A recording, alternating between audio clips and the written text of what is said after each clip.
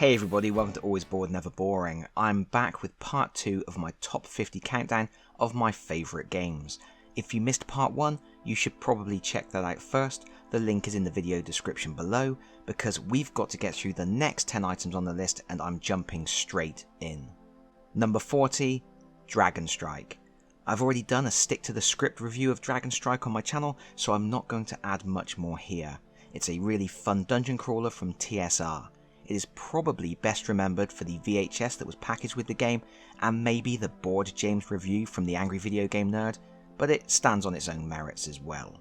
It's a board game first and foremost in the style of Hero Quest, where one player is the dungeon master with a map of the dungeon hidden behind a screen, while the other players are heroes, and it was clearly trying to pave the way for people to get into Dungeons and Dragons. It uses polyhedral dice, and there's some light role playing where it's possible to talk to the monsters rather than fighting them. If you do get into a conversation, the Dungeon Master has notes in the adventure guide to help them to know how they should answer any questions. The game has some other fun little gimmicks too, like a doom track counting down to when the dragon appears to wreck your day, a selection of adventures for different party sizes, and even a solo quest. Inventive and fun, but somewhat let down by shoddy artwork and less than stellar miniatures, this is one that is probably always going to bounce around in my top 50 favourite games list. Number 39, Dragonlance. And here we have another TSR title translating elements of Dungeons and Dragons into a board game. This time it's Dragonlance, which is a really fun aerial skirmish game in a fantasy setting. It's dogfights with dragons, what's not to like? Each player gets a team of dragons of a specific colour, and they have to fly to the centre of the board to claim the lance and then escape with it. Obviously the focus is on fighting each other and aerial manoeuvres, and the game comes with loads of little white discs that you stack up to change the elevation of your dragons. Unfortunately, the stacks are a bit wobbly, but they do give the game a great table presence, and make it very easy to see where everyone is in relation to each other. The best thing is, there is a basic game and then a separate rules book of advanced rules that you can add in as you wish. The rules are entirely modular, allowing you to pick and choose the stuff you want so you can make the game how you enjoy it the most. You can add leaders that give your team unique abilities, and unique abilities for the different colours of dragons, advanced aerial manoeuvres, more in-depth skirmish tactics. It's great. I don't get to play this game much, but it was one I always wanted in my collection after playing someone else's copy as a child, and I'm so happy it now sits on my shelf, even if it is a space hog.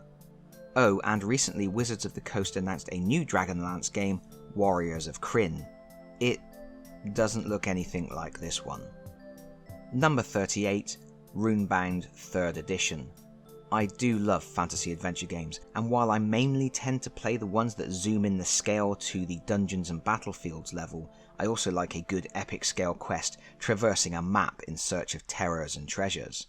The 3rd edition of Runebound is an excellent example. I don't own any of the expansions for it and probably never will, but I enjoy the base game as is. It has very simple rules for travelling around the world, exploring locations and building your own legend. A choice of interesting characters that all feel different in play, loads of skills and items to customise those characters, and a choice of scenarios to tackle. The standout feature is the marmitey bit that I suspect puts many people off. The combat system. Rather than dice, you flip tokens. The interesting thing is, you start with a certain set of tokens, but when you buy a new weapon or acquire a special item, you add tokens to your pool, completely changing the tactics that are available to you with each token flip. Each new item you acquire feels much more impactful than simply giving you a bonus on a dice roll or an extra special skill. It physically alters your moveset in ways that transform how your character interacts during a battle. It's absolute genius. Of course, the game also looks beautiful and has excellent production values. It's just a solid all-round quality example of the genre. Sadly, it's out of print. Number 37, On Garde. This is a cute little two-player game from Reiner Knizia. As you might expect from The Good Doctor, it's heavily based in numbers, and yet it manages to be incredibly thematic. Certainly one of his most thematic games, I would say. It also happens to be absolutely beautiful. Each player takes on the role of a fencer in a duel, and has a nice metal playing piece on one side of a straight track, and then both players share a deck of numbered cards. When you play a card, you can either move forwards or backwards the number of spaces shown on that card. the aim is to land on your opponent's piece, which is classed as an attack. If you attack your opponent, they can parry by playing a card of the same value you played. If they can't do that, you win. Things get even more interesting because there are 5 cards of each value in the deck, and you are allowed to play multiples when attacking, in which case your opponent has to play the same amount to successfully parry. So of course, if you play 3 cards, you know your opponent cannot defend because there are only 5 of each value in the deck. But if you choose to advance and attack in the same turn, your opponent doesn't have to parry and may instead choose to play any card to retreat if possible. As a result, you get this really interesting back and forth where players jostle to get into an attack position with enough duplicate cards in hand for a high attack. There's plenty to think about, yet the game plays quickly. Number 36, Splendor. Merchants during the Renaissance isn't the sort of theme that gets my blood pumping, but Splendor is just an incredible game. There's a tableau of cards on the table and you want to purchase the ones that are going to grant you the most prestige to win. However, many of the cards make it easier to purchase cards in the future, even if they don't grant any prestige points themselves, so you have to balance short and long-term goals accordingly. You only have 4 possible actions on your turn, and you can only do 1 per turn, and that means it's incredibly easy to teach the game to new players, and even younger gamers should be able to pick it up, but there's enough here for more seasoned gamers to enjoy too. It also doesn't hurt the game is quite beautiful, and you get really chunky plastic chips for the gems and gold. Number 35, Hare and Tortoise.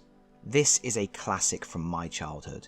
It's a very maths heavy game. In fact, I think it's an excellent teaching aid to help with numeracy in a very entertaining way. As you would imagine, it's a race game where you have to spend carrots to move around the board. The problem is, moving only a short distance costs only a few carrots, but moving longer distances causes the cost in carrots to exponentially increase.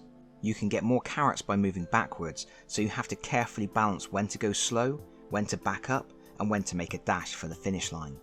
There's also the small matter of lettuces. You start with them and you aren't allowed to have any left by the end of the race.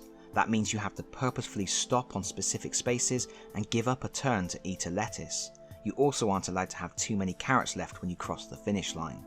It makes for an incredibly tense game that is suitably thinky and fun, and while having excessively simple rules, it does take some skill to balance moving forwards and backwards and learning when to let other players get ahead of you for a little while so you can take advantage of catch-up mechanisms available on various spaces around the board. Speaking of the board, from the design of it, you might be forgiven for suspecting this is a basic roll and move game when you first see it. Nothing could be further from the truth. This is a really good one for families, and I do have a full review on my channel if you think it sounds interesting and want to know more. Number 34, Gorechosen. Our second Games Workshop title on the list, after Advanced Space Crusade in Part 1, is Gorechosen. Sadly, this game is out of print. It was reskinned a while back as Combat Arena, set in space, but now that reskin is sold out too, and there is another new reskin coming out in September of 2022 called Combat Arena Clash of Champions. The fact Games Workshop is currently churning out a 3rd edition of this game should tell you that it's a pretty good game. In Gorechosen, up to 4 players take on the role of Khorne Chaos Warriors. They enter an arena and they beat each other to death. You have a hand of cards to play with different maneuvers and attacks, and when you hit an opponent, you can cause a variety of horrible injuries. You can even cut people's heads off. It's ridiculously over the top with a crazy theme, and yet there is some really interesting gameplay baked into the design as you carefully move around the board, getting into position to pull off special attacks or push your opponents into bottomless pits. It's quick to play, so it never outstays its welcome, and even if you do die early, you still get to have an impact on the result of the game, lashing out from beyond the grave to torment the player who killed you. Number 33, Alien: Fate of the Nostromo.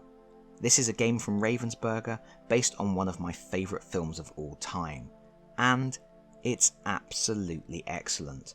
Honestly, it should be much higher on the list. The reason it's not is because in many regards it plays in a similar way to Horrified, which, spoiler alert, will be coming up later, and because I consider Horrified to be so much better in all regards, Alien suffers by association. It just doesn't get as many plays. It also has a pretty bad rules book. But anyway, this is a co-op game. Up to 5 players take on the roles of characters from the movie. You run around the Nostromo trying to build weapons and complete objectives. If you complete all your mini objectives, you reveal a final secret objective, and if you complete that, you win. Of course, the alien is running around the board all the time. It's controlled by a deck of cards that determines how far it moves and how hard it hits. Nobody can die, but each encounter with the alien drops the crew's morale, and when morale runs out, it's game over. The board is attractive and functional, the playing pieces are excellent, the card art is good, the characters are interesting, the gameplay is smooth, the choices are engaging, the theme is really strong, and... why is this only number 33 again? Number 32, The Duke. The Duke is a 2-player abstract game with beautiful wooden pieces that reminds me of games like Navia Dratp and Shogi, while still being very much its own thing. Each player has a bag of wooden playing pieces that are double-sided. On your turn, you can move a piece that is already on the chess-like game board, following the movement instructions etched on that piece, or else randomly draw a new piece from the bag and place it next to your Duke piece. The aim of the game is to capture your opponent's Duke. The really interesting thing is that, as I mentioned, the pieces are double-sided, and every time you move one, you flip it over to the other side, completely changing its available moveset. This creates a fascinating ebb and flow to the game, and it can take some time to get used to thinking enough moves ahead to be confident your playing pieces are going to have the moveset available to complete your strategy. And funnily enough, my number 31 spot goes to Navia Dratp, another shogi-like strategy game. Navia Dratp is a bright and colourful game with an anime vibe, and everything has a silly name I can't pronounce properly. Each player has some black pawns called gold, which can only move forwards, some red gold that can move forwards including diagonally, a coloured summoning piece which is effectively the queen, and 7 summonable creatures. Each of the summons is a beautifully sculpted miniature with a rotating disc set into the front displaying the piece's moveset. Throughout the game you accumulate gems by defeating opponent pieces and using abilities, and once you accumulate enough gems you can spend them to upgrade a piece, paying the relevant cost and rotating the disc on that piece's base. This gives the piece a much more powerful moveset that lasts for the rest of the game. The main way to win the game is to capture your opponent's summoner, the Navia, but if you accumulate 60 gems you can upgrade your own summoner, winning the game instantly with something called a Navia Dratp. Part of the game's design involved building unique teams, but unfortunately that meant expansions were sold as blind packaged boosters, so you didn't know what you were buying, and if you were trying to get a whole set, it could get quite expensive. Especially so now that the game is out of print, and especially if you want the rarer painted playing pieces. On the plus side, the core set is still pretty easy to find for low prices on eBay, and the core set is a complete game in a box. It doesn't really feel like a game you have to expand. And that's it, we've reached number 31. Let me know in the comments what you think of my choices so far, and do please join me next time. Thank you so much for watching. If you've enjoyed the video, please consider pressing the like button.